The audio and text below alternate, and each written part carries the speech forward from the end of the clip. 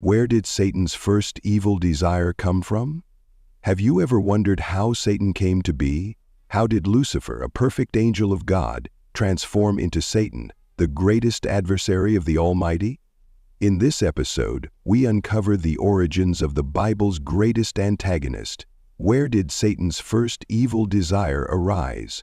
How could a being created in the splendor of holiness descend into the depths of wickedness? Before we dive in, don't forget to subscribe to this channel, like this video, and hit the notification bell so you don't miss any updates. Let's explore this fascinating story together. The creation of angels. In the beginning, God created the heavens and the earth, and among his magnificent works were the angels, celestial beings brought into existence through Jesus Christ. As John 1:3 tells us, through him all things were made. Without him, nothing was made that has been made.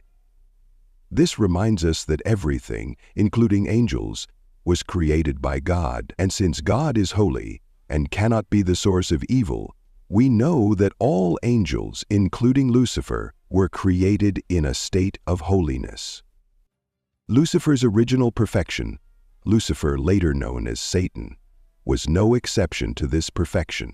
Ezekiel 28:12-17 describes him.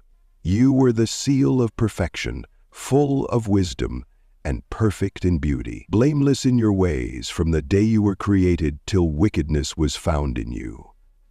Lucifer was created as a cherub, a high-ranking angelic being of immense power and beauty. He was adorned with every precious stone, anointed as a guardian cherub, and had access to God's holy mountain, a place symbolizing divine glory. Lucifer is created as a cherub, a high-ranking angelic being of immense power and born without impurity. But something unimaginable happened.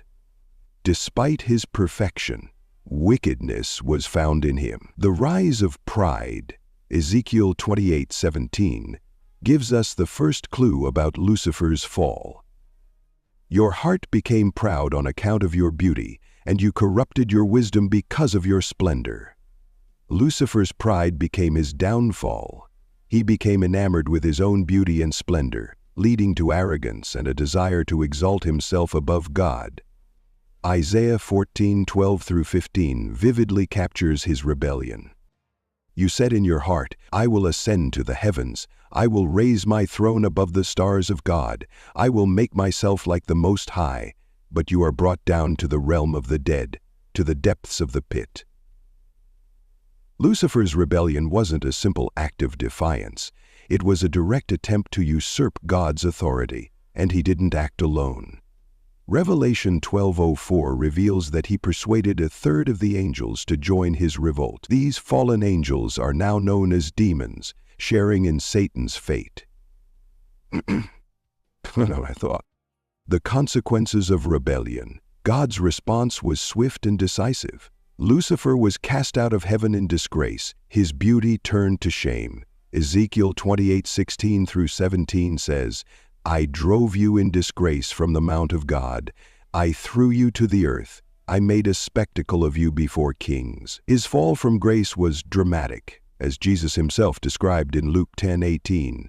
I saw Satan fall like lightning from heaven. Despite his expulsion, Satan continues to influence the world, deceiving, tempting, and opposing God's people. But his ultimate fate is certain. Revelation 20:10 declares, the devil who deceived them was thrown into the lake of burning sulfur and will be tormented day and night forever and ever. The lessons from Satan's fall. Why did Satan, a being created perfect by God, become evil? The answer is found in pride. He misused the gifts of beauty and free will that God had given him. As Proverbs 16:18 warns, pride goes before destruction, a haughty spirit before a fall. This is a cautionary tale for all of us. Pride can corrupt even the greatest blessings, and unchecked arrogance leads to destruction. Why does evil persist? Some may ask why God allows evil, like Satan's rebellion, to exist. The answer lies in the gift of free will. God created us, including the angels, as beings with the ability to choose, not as robots. It is up to us to use our free will to glorify God rather than fall into sin. The story of Satan's fall reminds us of the importance of humility and obedience to God. It also highlights the reality of spiritual warfare. As Ephesians 6:12 says, "For our struggle is not against flesh and blood, but against the rulers, against the authorities, against the powers of this dark world, and against the spiritual forces of evil in the heavenly realms. But take heart, for Satan's defeat is assured." Revelation 12:10 proclaims, "Now have come the salvation and the power and the kingdom of our God and the authority of his Messiah.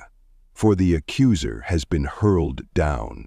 Let us guard our hearts against pride, stand firm in God's truth, and trust in his ultimate victory over evil." Thank you for watching. Thank you for joining us on this journey. Please subscribe, like, and share this video to help spread God's word.